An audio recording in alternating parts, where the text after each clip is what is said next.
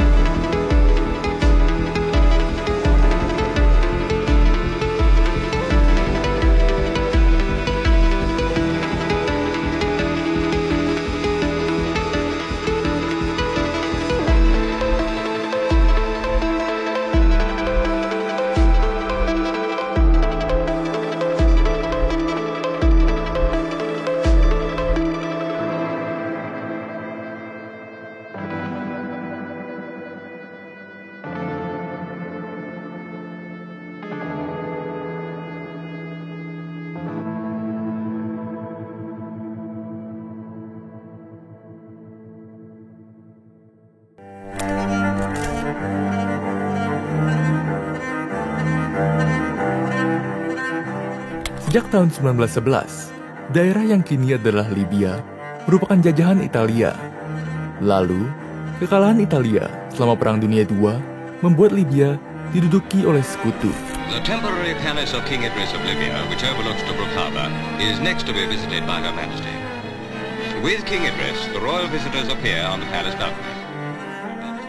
Di saat pendudukan Inggris dan Prancis inilah, Muammar Gaddafi lahir pada tahun 1943. Orang tua dari Gaddafi berasal dari suku Beduin yang hidup sederhana dan tidak bisa membaca. Meski demikian, Gaddafi muda tumbuh dengan penuh gelora.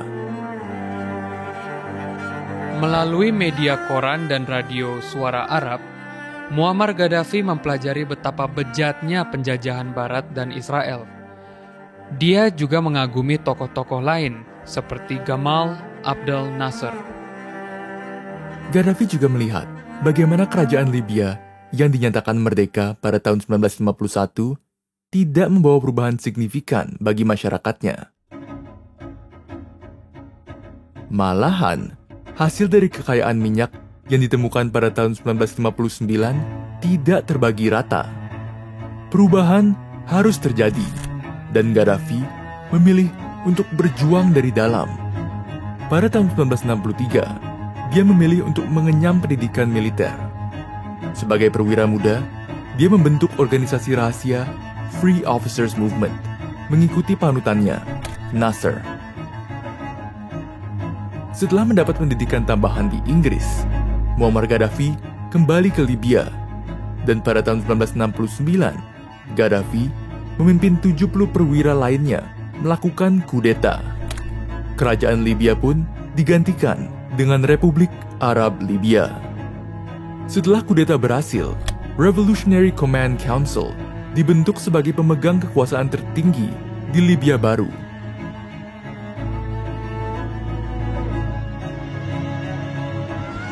Backed by a handful of officers, the then 27-year-old captain toppled the corrupt but pro-Western monarchy of King Idris.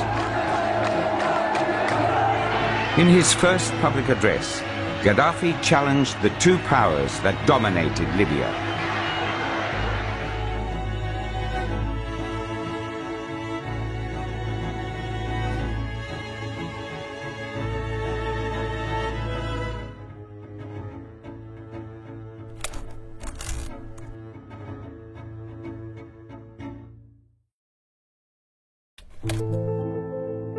Meski memegang kekuasaan tertinggi, kebijakan dari Republik sangat memihak kepada rakyat. Dengan cepat, Muammar Gaddafi menutup markas militer asing Amerika dan Inggris yang sebelumnya dibiarkan oleh Raja Idris, menasionalisasi perusahaan dan bank asing, serta membuka lapangan pekerjaan seluas-luasnya bagi rakyat Libya. Hasil kekayaan dari minyak direbut dan dipakai untuk membangun infrastruktur negara.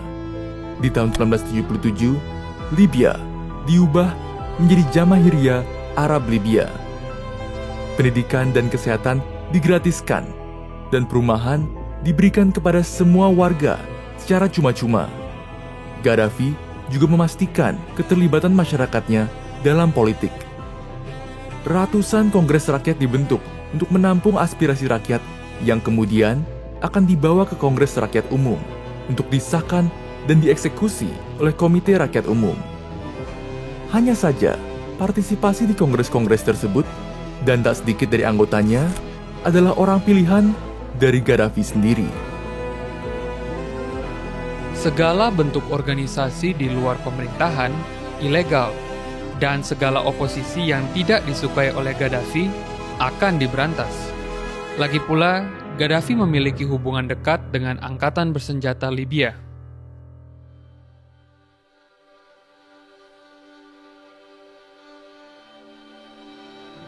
Selain untuk pembangunan, Muammar Gaddafi juga menggunakan kekayaannya untuk mendirikan World Revolutionary Center. Di sini, Gaddafi menampung, melatih, dan mendukung semua gerakan pemberontak yang dianggapnya melawan imperialisme Barat atau Israel. Dari Irlandia, Sierra Leone, Kolombia, Amerika Serikat, Palestina, dan masih banyak lagi. Aktivitas ini menaikkan pamor Gaddafi, namun menambah daftar musuh-musuhnya, khususnya dari Eropa, Amerika, dan bahkan Afrika. Meski sudah tertangkap berkali-kali mendukung gerakan terorisme, Muammar Gaddafi tetap mempertahankan kekuasaannya di Libya, setidaknya hingga tahun 2011.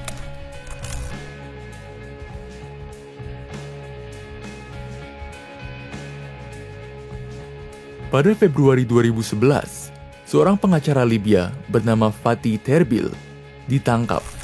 Terbil bukan pengacara semata. Dia mewakili setiap keluarga dari 1.000 napi yang dibantai di penjara Abu Salim 5 tahun silam. Ketika dia ditangkap, protes besar-besaran terjadi di Benghazi yang menuntut pembebasannya, dan aparat pemerintahan merepresinya dengan brutal. Ironisnya, represi ini malah menyulut lebih banyak masyarakat Libya untuk berdemonstrasi. Hari demi hari, korban juga turut berjatuhan. Liga Arab telah melarang Libya untuk hadir. PBB hingga Uni Afrika telah meminta Gaddafi untuk menghentikan kekerasan. Namun, tidak didengar.